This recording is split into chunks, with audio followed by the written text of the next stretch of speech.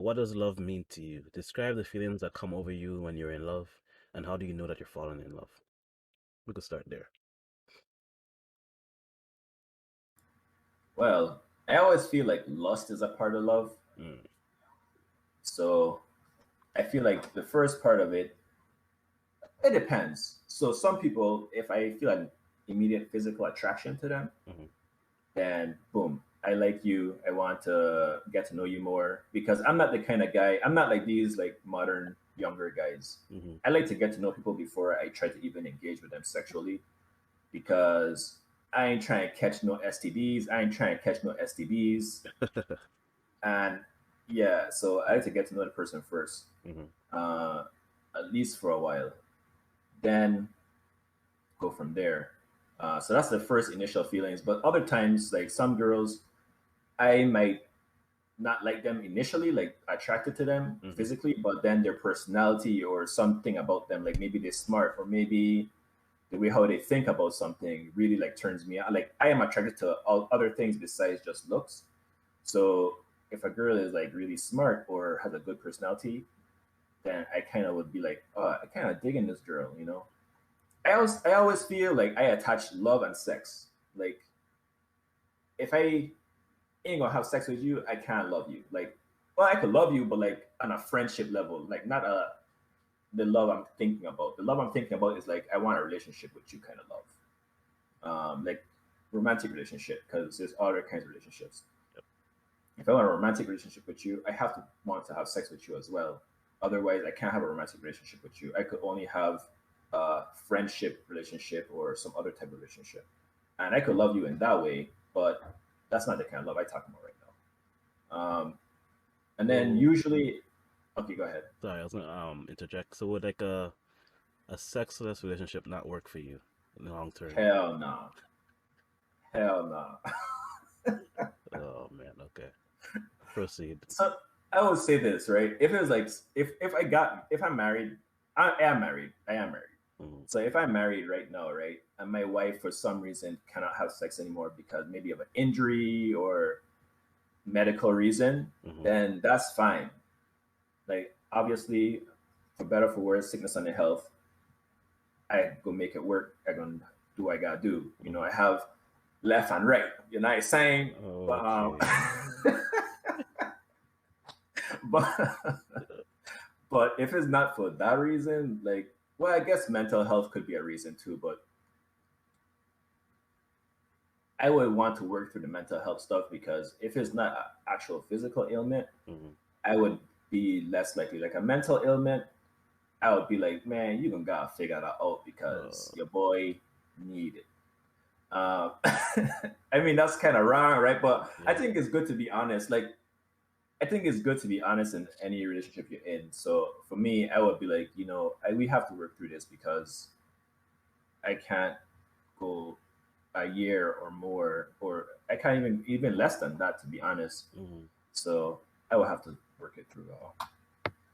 So I guess this could piggyback on some questions we heard before about love being conditional, but like it's not the love that's conditional; it's your presence is conditional, right? Because the love can also be there.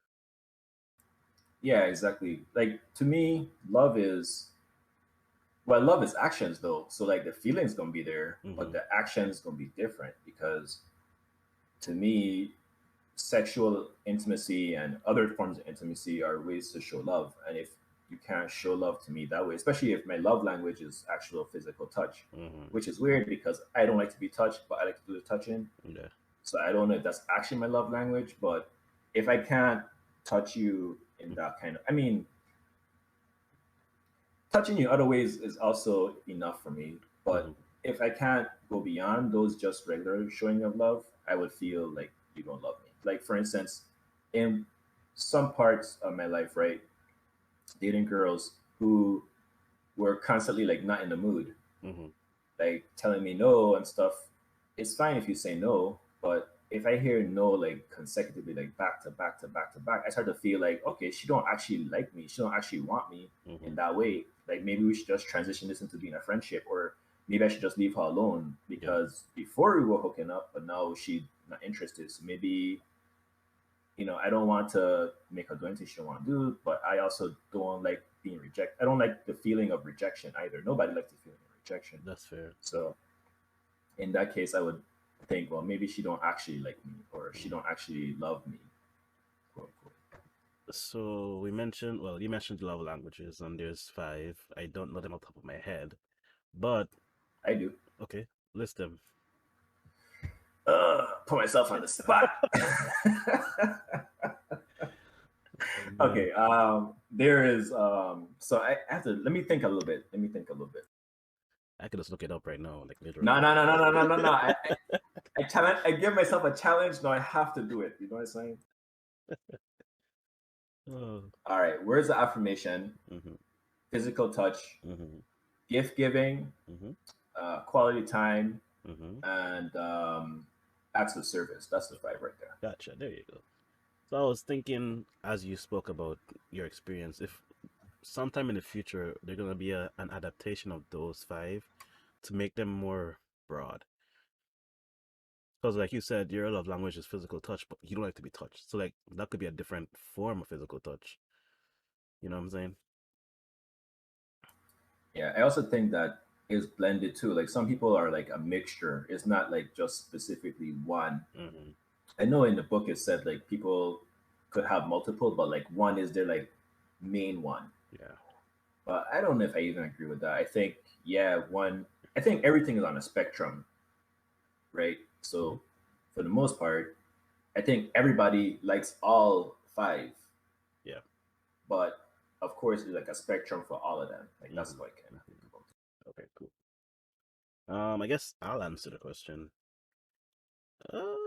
What does love mean to me?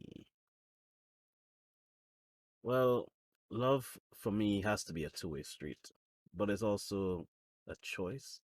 So I've been in many relationships where the person has been in love with me, but I've only just loved them. Right? I need something to push me or to remove barriers that are blocking me. So I can love somebody and not be in love with them if they're doing things like they're paranoid about me going out with my friends. That's a no-no. Like if I'm being honest with you straight up and you're still paranoid, I can't be in love with somebody like that. Right? I need the actions to, I guess, mirror mine for the most part. Because if I'm not paranoid about you going out, but you paranoid about me going out, then there's something there that you need to deal with before I can actually love you. Because then it won't be good. And the problem I had in the past was I would stay in those relationships for longer than I should just because of, I don't know if it's convenience or I just enjoyed something else and I let that keep me. But I should have probably spoke out more or just left completely. I think that was still a lot of heartache on their part and headache on my part. So when I'm in love, oh, go ahead. I want to say so. It sounds to me like you're saying like trust is an important thing to you. Yeah, I have a story about that later. Okay. When I'm in love, it's almost obsessive because my personality is addictive. So like I'm all about that person, not in a stalkerish kind of way, but like I'm all about them. I'm head first. Let's do this. Whatever you need, I got you. And I mean, that's fair, but some people don't really like that. You know, some people are independent, they want to do things on their own. And over the years, I had to learn to just, I guess, dial back and still be there, but like listen to them when they talk more because it's really consuming when I'm in love. Yeah. So that reminded me of something. Hmm. Like, I remember growing up, I would hear on TV or like even in girls just talking about how like this dude doing too much. Like Hmm. girls is weird. Like girls are weird. Women are weird. They want a guy who gonna be head over heels for them, but then at the same time, they want a guy to like not be doing too much, or else they gonna feel like I don't know what they feel, but they still complain about that. So, how you think? What do you think is going on there? Like, they want like a thug, but then they also want a nice guy. Like, they always seem to want like contradictory Hmm. things. So one of my biggest pet peeves when speaking to somebody or even me myself trying to be with somebody is hearing, well, you're too nice. What? like I hmm I, I've had friends, guy friends, who were extremely nice, extremely generous, and they tried to be with somebody, and the person's like, "No, you're too nice." I'm like, the person that you want to be with is not a long term person, but this person that's actually trying to talk to you respectfully is. So then what happens is that person who is respectful stops. Like, if something is not working, most men I think would stop doing that thing and do something else. So they stop being respectful, and they're not necessarily disrespectful, but they're less nice than they were before. So now it's like, why aren't you nice? I just came at you nice last week, and you said it was too much. So now I'm just gonna be nonchalant and whatever. And nonchalance in relationships is actually like they don't care at all. But it's not that I don't care. It's just that I have moved on from this idea that it can't be.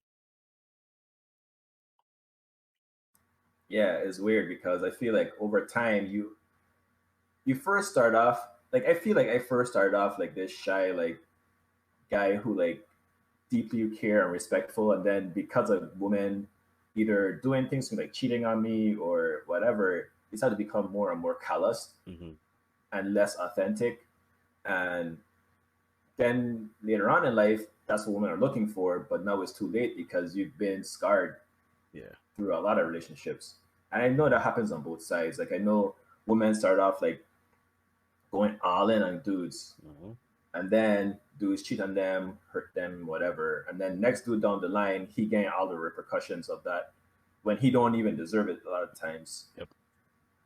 I feel like it's a vicious cycle that happens. Guy comes talk to a girl, or girl, like whatever they start with, they flip it to the next person. That person flips himself, and it's like everybody's getting hurt down the line, and at some point it has to stop. Yeah.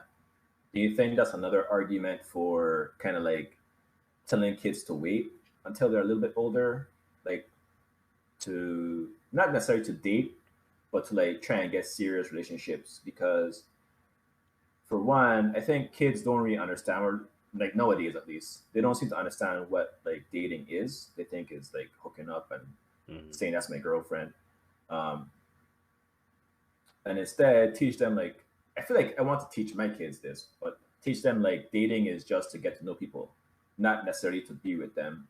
Yeah. I mean, dating is to get to know someone with the idea that eventually you may end up in a relationship with them, and Mm-hmm. that relationship could turn to marriage. So Yeah. the end goal is basically marriage I for think that's dating. a good idea. Yeah, God, I don't know. It just seems weird sometimes the way how relationships play out because somebody's not ready to be in one, but somebody is.